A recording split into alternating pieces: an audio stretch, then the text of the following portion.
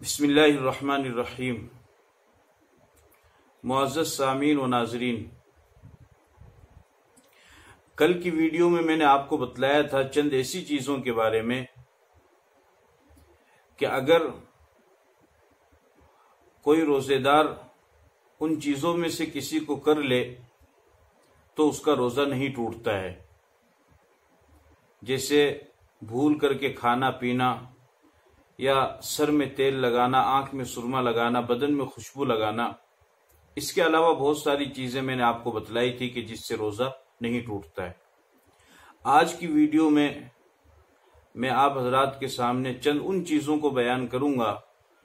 کہ اگر کوئی روزے دار ان میں سے کسی ایک چیز کو بھی کر لے تو اس کا روزہ ٹوٹ جائے گا اور اس کو اس کی قضا کرنی ضروری ہے۔ قضا کا مطلب ہوتا ہے کہ اگر فرض کو اس کے وقت پر ادا نہ کر سکے تو وقت گزرنے کے بعد پھر اس فرض کو پورا کرنا ضروری ہے۔ جیسے مثال کے طور پر رمضان کے مہینے میں روزہ رکھنا یہ فرض ہے، لیکن اگر کسی روزے دار نے کوئی ایسی غلطی کر دی کہ جس کی وجہ سے اس کا روزہ فاسد ہو گیا، اس کا روزہ صحیح نہیں ہوا، تو اب رمضان کا مہینہ گزرنے کے بعد اس کو اس روزے کی قضا کرنی ضروری ہے۔ تو قضا کا مطلب ہوتا ہے کہ وقت پر اگر کسی فرض کو ادا نہ کر سکے تو وقت گزرنے کے بعد اس فرض کو ادا کرنا۔ قضا چاہے تو آپ مسلسل ایک ساتھ رکھ سکتے ہیں، فرض ادا کر سکتے ہیں، اور چاہیں تو آہستہ آہستہ آرام آرام سے اس قضا کو ادا کر سکتے ہیں۔ جیسے مثال کے طور پر رمضان کے مہینے کے 4 یا 5 روزے کسی کے چھوٹ گئے، اب عید کے بعد میں جب وہ اس کی قضا کرنا چاہے تو چاہے تو مسلسل 5 روزوں کے ایک ساتھ رکھ سکتا ہے، اور چاہے تو الگ الگ کر کے پورے سال میں جب بھی اس کو موقع ہو وہ ان روزوں کی قضا کر سکتا ہے۔ بہت سی خواتین کہ جو ماہواری کی وجہ سے رمضان کے مہینے کے روزے نہیں رکھ پاتی ہیں تو وہ عام طور پر سردی کے دنوں میں ان روزوں کی قضا کرتی ہے، چونکہ سردی کے دنوں میں، سردی کے موسم میں دن چھوٹا ہوتا ہے اور رات بڑی ہوتی ہے اور روزہ رکھنا کوئی زیادہ مشکل نہیں ہوتا ہے۔ تو بہرحال آپ جب چاہیں ان کی قضا کر سکتے ہیں۔ میں آپ حضرات کے سامنے چند ایسی چیزیں پیش کروں گا کہ اگر کسی روزے دار کے ساتھ وہ چیزیں پیش آ جائے تو اس کا روزہ ٹوٹ جائے گا اور اس کو اس روزے کی قضا کرنی پڑے گی۔ پہلا مسئلہ، اگر کسی روزے دار نے جان بوجھ کر کے، اس کو معلوم ہے کہ میں روزے سے ہوں لیکن اس کے باوجود جان بوجھ کر کے دھوئیں کو سونگا، عنبر کا دھواں یا اسی طریقے سے اگربتی کا دھواں یا اسی طریقے سے لوبان سلگائی اور پھر اس کا دھواں سونگا، تو دھواں سونگنے کی وجہ سے اس کا روزہ ٹوٹ جائے گا۔ اگر بغیر اختیار کے، بغیر ارادے کے خود بخود دھواں اگر اندر چلا جائے تب تو روزہ نہیں ٹوٹے گا، اس وجہ سے کہ اس سے بچنا مشکل ہی کیا ناممکن ہے۔ اگر منہ کے ذریعے سے آپ دھواں اندر نہیں داخل کریں گے تو ناک کے ذریعے سے دھواں اندر داخل ہو جائے گا، لیکن اگر جان بوجھ کر کے کوئی دھوئیں کو اپنے منہ میں داخل کرتا ہے تو جان بوجھ کر دھواں داخل کرنے کی وجہ سے اس کا روزہ ٹوٹ جائے گا اور پھر اس کو اس روزے کی قضا کرنی پڑے گی۔ دوسرا مسئلہ، حلق میں پانی چلا جائے، وضو کرنے کے لیے آپ نے کلی کی، کلی کرتے وقت آپ کے حلق میں پانی چلا گیا تو اب اس صورت میں بھی آپ کا روزہ ٹوٹ جائے گا۔ اسی طریقے سے کسی روزے دار نے غسل کیا اور غسل کرتے وقت اس کے منہ میں پانی چلا گیا تو منہ میں پانی جانے کی وجہ سے بھی روزہ ٹوٹ جائے گا اور پھر اس کو اس روزے کی قضا کرنی پڑے گی۔ تیسرا مسئلہ، جمائی کسی روزے دار کو آئی، جس کو راجستھانی زبان میں اباسی بولتے ہیں، یعنی منہ کا کھل جانا۔ کسی روزے دار کو جمائی آئی اور اس کا منہ کھل گیا تو بارش کا کوئی قطرہ یا اسی طریقے سے پانی کا کوئی قطرہ اس کے منہ کے اندر چلا گیا تو اب اس صورت میں بھی اس کا روزہ ٹوٹ جائے گا۔ یا اسی طریقے سے کسی روزے دار نے اپنا منہ کھولا اور کسی دوسرے آدمی نے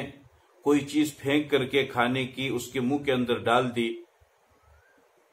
اور وہ اس کے حلق سے نیچے اتر گئی تو اس صورت میں بھی اس روزے دار کا روزہ ٹوٹ جائے گا اور اس کو اس روزے کی قضا کرنی پڑے گی۔ اسی طریقے سے بلغم کو اندر سے باہر نکال کر کے پھینک دینا یہ تو درست ہے، لیکن اگر کسی روزے دار نے بلغم کو اندر سے نکالا اور پھر اس کو اپنے منہ میں روک لیا اور پھر اس کو نگل لیا تو اب اس صورت میں اس کا روزہ ٹوٹ جائے گا۔ اس کو اچھی طریقے سے سمجھ لینا چاہیے، اگر بلغم کو اندر سے نکال کر کے باہر پھینک دیا تب تو کوئی حرج نہیں ہے، لیکن اگر بلغم کو اپنے منہ کے اندر روک لیا اور پھر اس کو نگل لیا تو اب اس صورت میں اس کا روزہ ٹوٹ جائے گا۔ اسی طریقے سے نکسیر کا پھوٹ جانا، نکسیر پھوٹ گئی،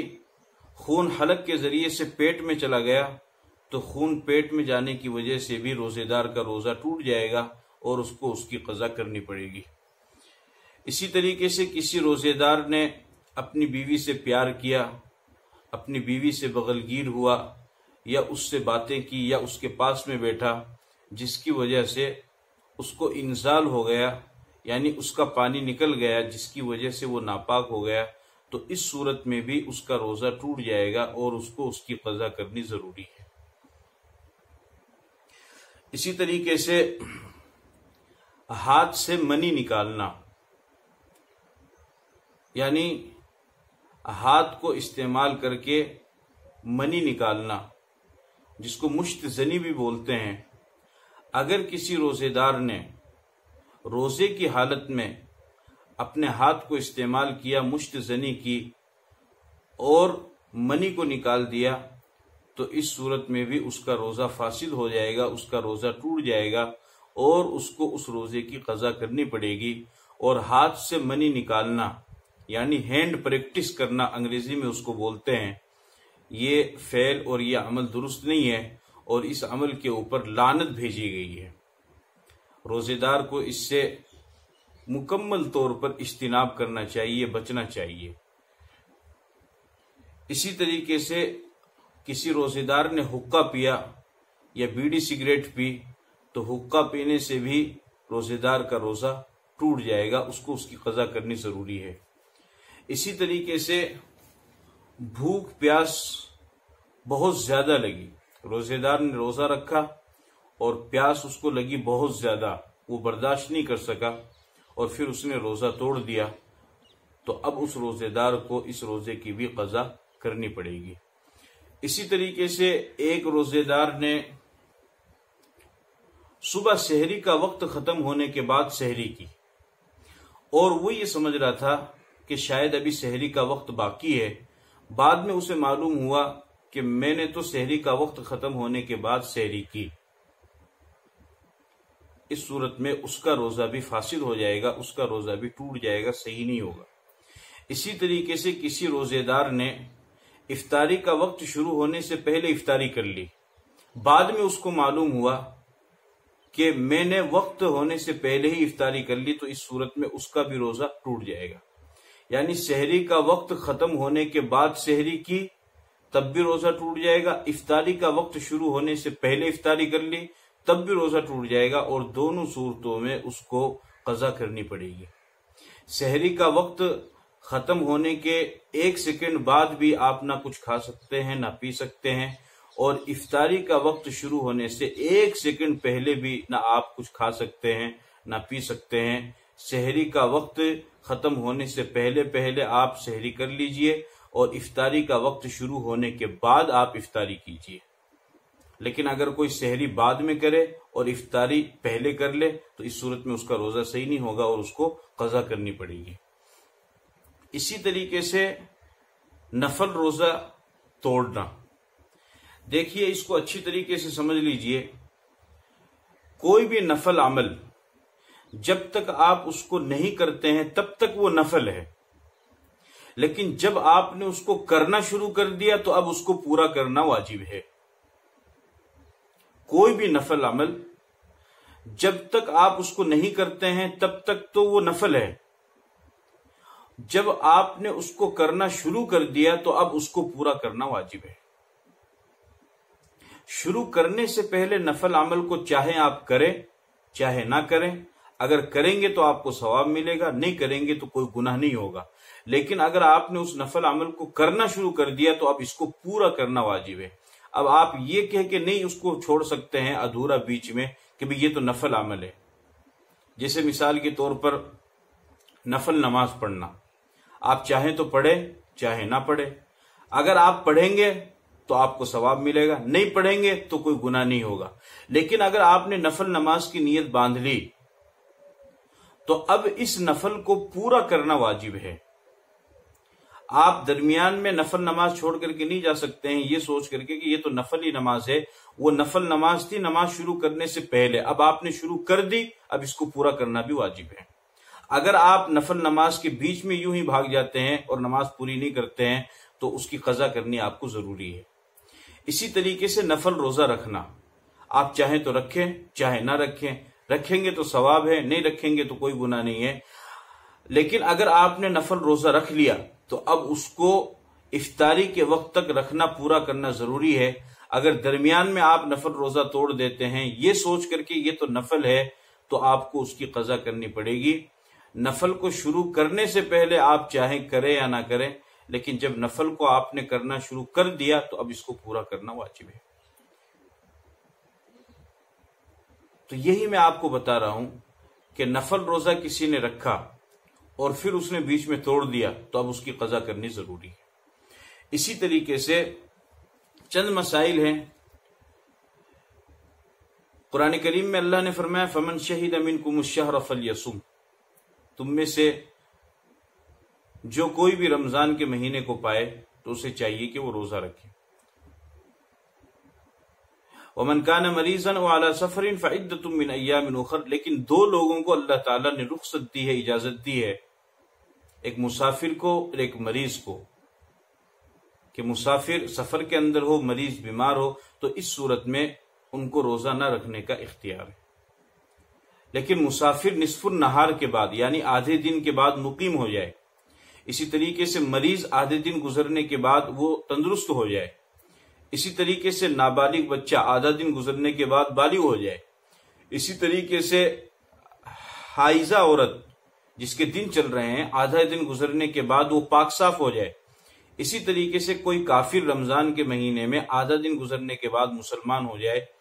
تو ان تمام کے اوپر اس دن کی قضا کرنی ضروری ہے،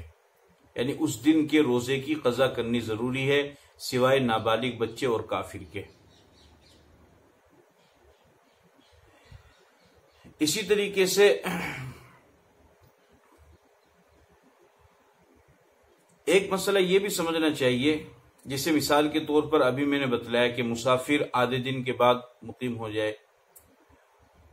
اور اسی طریقے سے نابالغ بچہ آدھے دن کے بعد بالغ ہو جائے وغیرہ وغیرہ، تو